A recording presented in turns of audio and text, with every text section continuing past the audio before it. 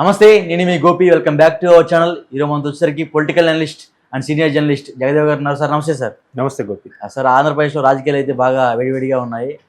ప్రతి ఒక్క సర్వే కూడా టీడీపీకే మద్దతుగా ఉంది. సో టీడీపీ గెలిచే అవకాశాలు ఎంత మేరకు ఉన్నాయంటారు? అంటే ఆ సర్వే ఆ రిపోర్ట్లు అన్నీ నిజమవుతాయంటారా? నిజమవుతాయా లేదా అనేది అనాలిసిస్ జోష్యం అంటారు, జోష్యం చెప్పారంటారు మనం సింపుల్గా.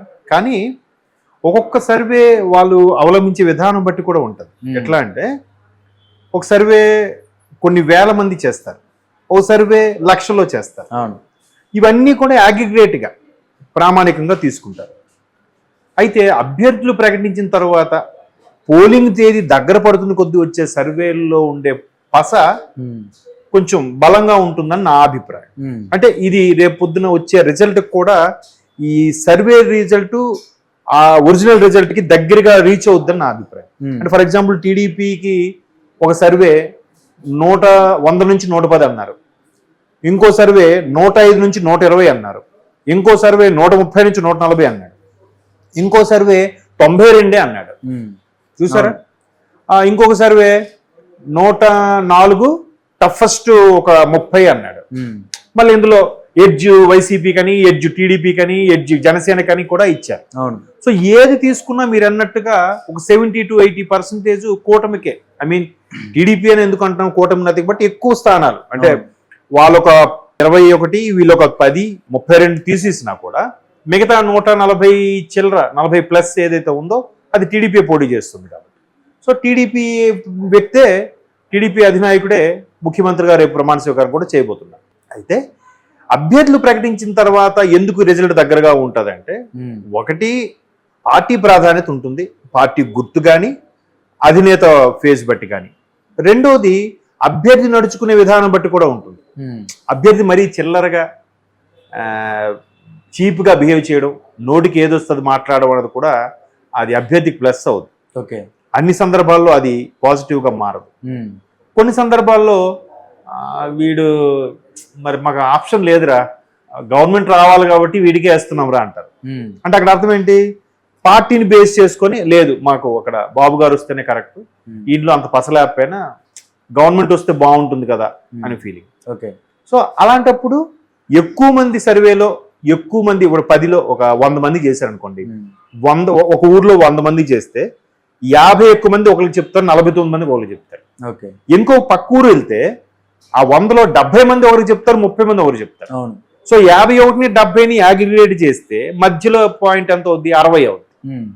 సో 60 మంది దీనికి కూటమికి ఫేవర్ గా ఉన్నారు అనే దాని మీద ప్రామాణికంగా తీసుకుంటారు. సో అభ్యర్థులు ప్రకటించాక ఈ మధ్యకాలంలో చాలా వచ్చాయి, రైజ్ అని కానీ, రైజ్ వచ్చినాయి, లేకపోతే పైనీర్ ఒకటి వచ్చింది, తర్వాత ఏంటది పీపుల్స్ అనేది వచ్చింది, తర్వాత భవాలా టైప్ లో ఏదో పేరుంది అది వచ్చింది, ఇండియన్ సర్వే ఒకటి వచ్చింది. కరెక్ట్. అలాగా చాలా వచ్చాయి. ఇవన్నీ కూడా మాక్సిమం April 1 తర్వాత కొన్ని వచ్చాయి. ఇప్పుడు May 1st వీక్ లో కూడా 2-3 వచ్చాయి. మళ్ళీ రైజ్ అప్పుడు చేసింది, మళ్ళీ ఇప్పుడు కూడా చేసింది రైజ్ అనే సరే. సో ఇవన్నీ కూడా వాళ్ళు 120 చెప్పారు అనుకుందాం, కాదు వాడు ఏదో ఒక పార్టీకి ఫేవర్ గా ఉండి చెప్పాడు అనుకుందాం, వరస్ట్ గా 20 తీసేయండి, 100 అయితే కూటమికి గ్యారంటీగా. ప్రతిది కూడా ఏం చెప్తున్నారంటే 88 మ్యాజిక్ ఫిగర్, 175 కాబట్టి 88 మ్యాజిక్ ఫిగర్, 88 వస్తే చాలు కదా. సో మ్యాక్సిమం ఏమంటున్నారు, 100 వచ్చినా కూడా టఫెస్ట్ ప్లేస్ లో ఒక 30 నుంచి 40 ఉన్నాయి, ఎవరో చెప్పలేం అంటున్నారు. ఆ 30-40 కూడా అటు వెళ్ళిపోయినా వీళ్ళదే కదా ఫిగర్, కూటమికే వచ్చినట్టు కదా అలా చెప్తున్నారు. కానీ ఇప్పుడు మొన్న ఎవరో వాళ్ళు వైసీపీకి ఫేవర్ గా ఒకటి పెట్టారు లిస్ట్, అక్కడ అన్ని కూడా ఈ ఎడ్జ్లు వేవ్ లేదు, వైసీపీకే అన్ని 130, 140, కూటమికి 30-40, 30-40. నిజంగా అయితే ఎడ్జ్ అని ఒకటైనా ఉండాలా? ఎడ్జ్దే లేదు అసలు.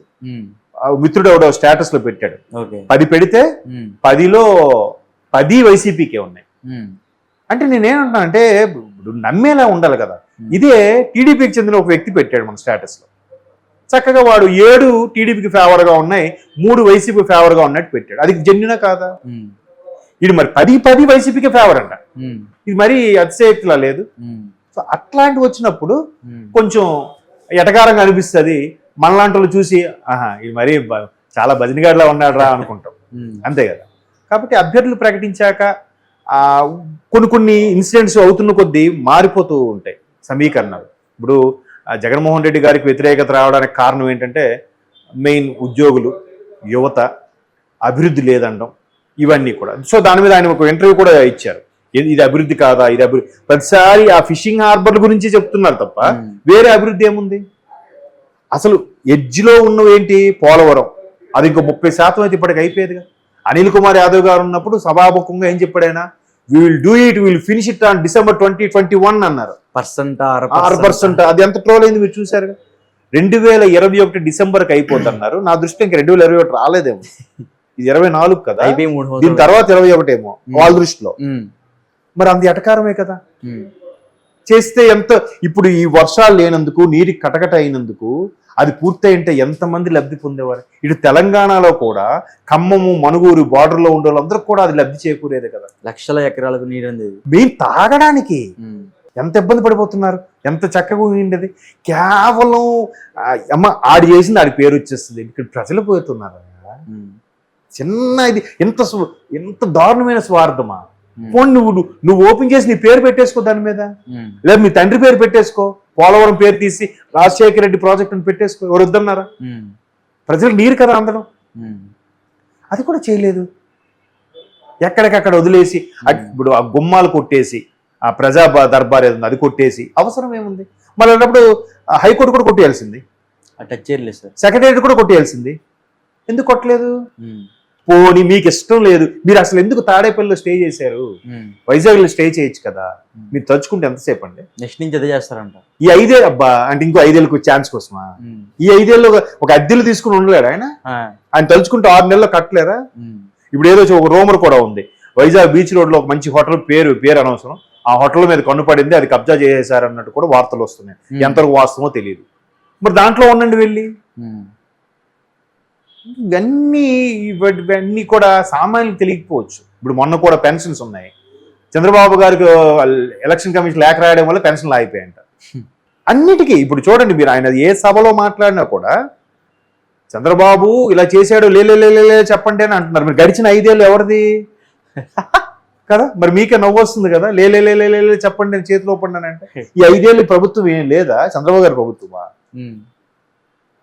అక్కడ వచ్చిన వాళ్ళు చేతులు ఉప్పే వాళ్ళు కూడా డబ్బులు తీసుకొని వచ్చారో లేకపోతే ఒకసారి ఆలోచించుకుంటే అవునా కాదని తెలుస్తుంది కదా. ఇంకా వాళ్ళ విజ్ఞతగా వదిలేయాలి అంతే. ఓకే.